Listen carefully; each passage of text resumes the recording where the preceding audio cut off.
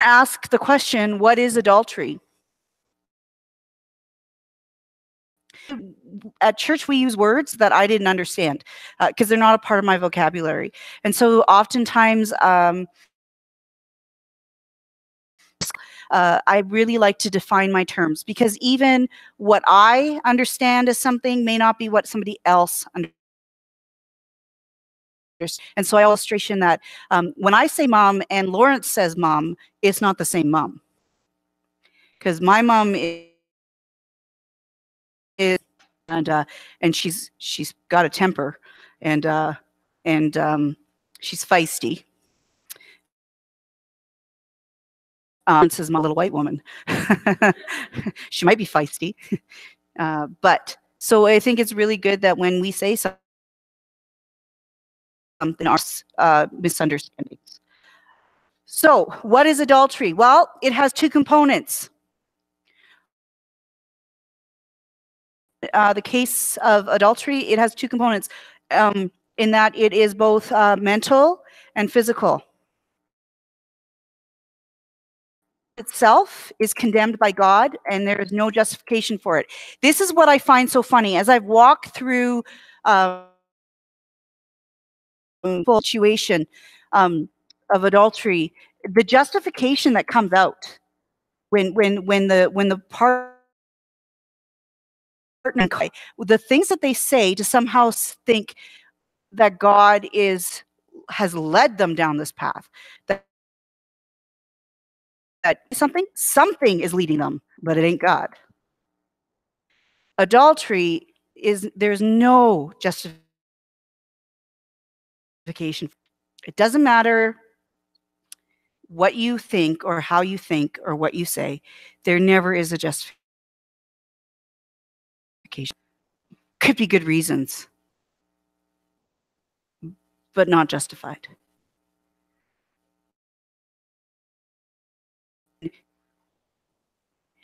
I always like when people say it just happens. No, it doesn't, and it happens. There are some things that have to happen before it just happens. And a lot of things that you can, it breaks the covenant ordered by God. In Genesis 2:24, it says, that is why a man leaves his father and mother and one flesh. And then Matthew 19:6 says, so they are no longer two, but one flesh. Therefore, what God has joined together, no weight.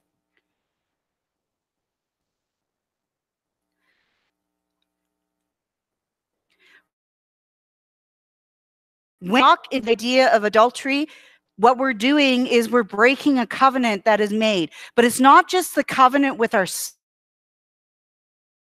covenant with. And oftentimes people always think in marriage there's the one spouse and the other spouse, so the husband and that's it. But no, it is God that brings together, and it is God that makes one. And when we hurt one another in that way, then we are also breaking it with God.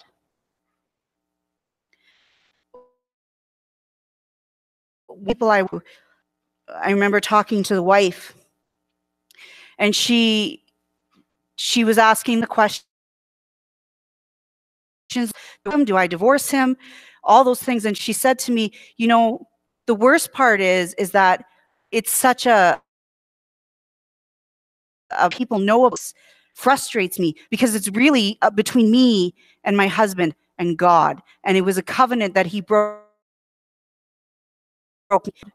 And thankfully, she chose to honor her covenant with God and her husband, and they are doing fantastically well. Not always the case.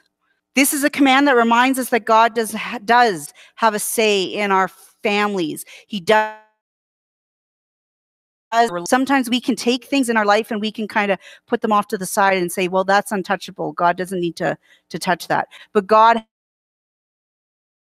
has all things. And then Matthew 5:27-30. Can someone find that?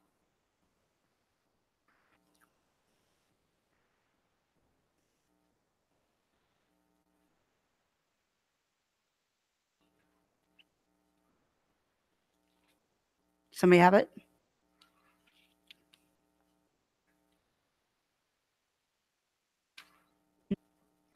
We are so quiet today. Do you have it, Jeff? Okay. I need you to read it. Thanks, Jeff.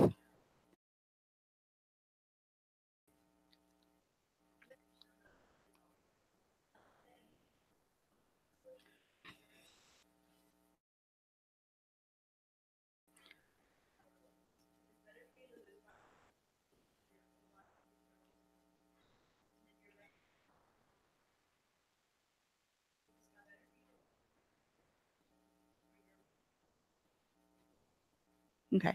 And Galatians 5:19.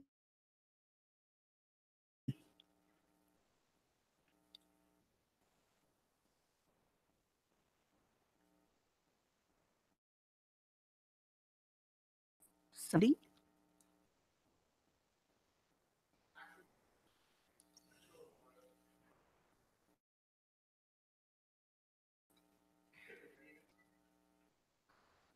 Just 19. Okay. So Galatians 5:19 is actually about the fruit of the Spirit. So there's a comparison of the fruit of the Spirit to the fruit of the flesh. And that's where that comes to there is sexual immorality, perversity, all that kind of stuff. And that's where adultery kind of falls under. But in Matthew, so adultery isn't just an act of the body, but it is a mind thing as well. And so there's always two parts to it. And so we need to always check our minds, we need to check our hearts, and we need to understand that adultery builds with people building emotional bonds with. And the emotional bonds are just as powerful as the physical bond. They play in the mind. And the mind is a battlefield. The mind is something that we often can't turn off. All the time, but Martin Luther, not Martin Luther King Jr., but Martin Luther, the Reformationist, used to say that he burned his head, but he could stop them from making a nest. And so the idea that we have to learn how to take into captivity every encourages us in 1 Corinthians, or sorry, Romans. Take thought every captive. If I get it, I'm okay. You're okay, I'm okay, we're all okay. All right. And the language of adultery, which is what I find, so it's what God in his word chooses to talk about idolatry. And so there's a comparison between the two. But why it's devastating? So we know why it's devastating, but why is it so devastating? The absolutely worst and most painful form of cheating is one that involves many meetings, is premeditated. It involves not only sex, but going out to dinners, chatting into the night, watching TV shows on television. Forms of betrayal of trust, and there is deprivation of taking part of intimate things that belong to only you. This woman I was talking about before, her husband, he had an emotional affair. And when she went for counseling, her counselor said that often emotional affairs, because it's really hard for the spouse to get over it, because there's an intimacy there that is sex. So being careful where our mind goes and what we think and what we see is very important.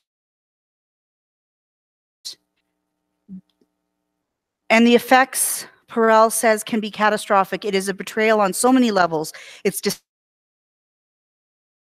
humiliation, all things love promised to protect us from. It damages our self-esteem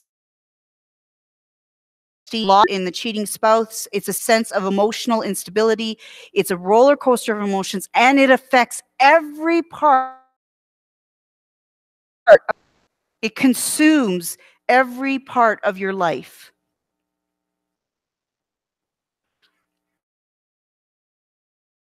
So to 90% of Americans, Christian or not, believe marital infidelity to be wrong.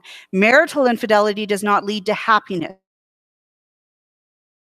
enjoyed within a committed marital relationship. To remove sex from that context is to pervert it and to use it and use its enjoyment. When God brought Adam and Eve together in marriage, he established the one flesh relationship.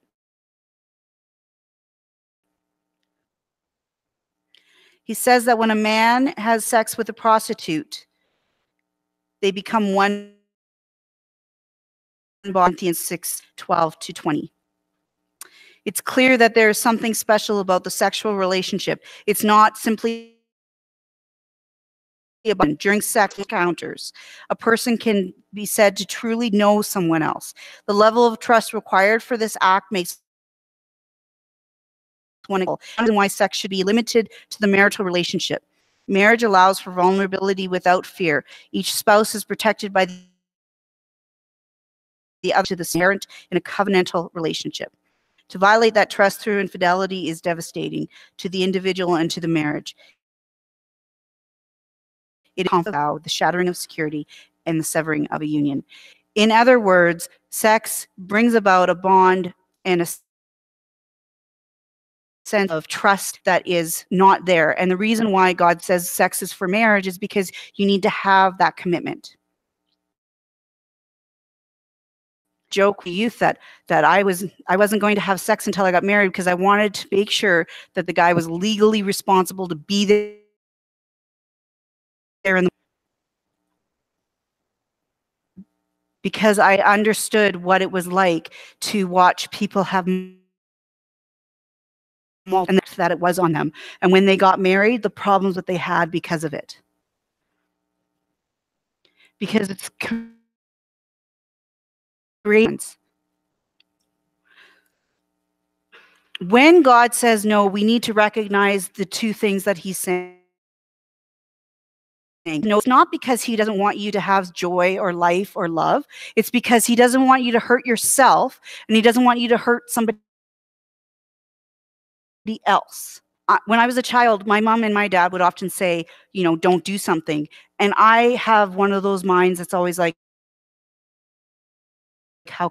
And I was always frustrated when my parents would say, because I said so. I was still very open. Hard to believe, but I am. And so my mom never had issues with me. My rebellion really so much so. But when God, it's not because he's trying to deny you some inexplainable pleasure, but because he's trying to keep you from harming yourself or harming others around you. Adultery does both. But here's a personal opinion. Are you ready? So again, the opinions they're those of Pastor Catherine and her pea-brain mind, okay? But I believe that the reason why this is on the 10 Commandments, the very nature of God, because God's very nature is faithfulness, because God's very nature, his very nature is a very nature is complete contradiction to this.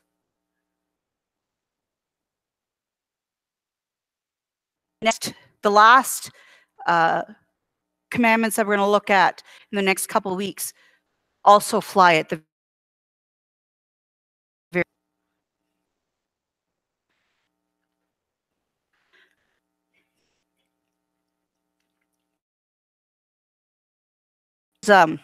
I have discussions about this subject often. I don't know why, but I do. And my I have a friend that I grew up with in young adults with. We got baptized at the same time. My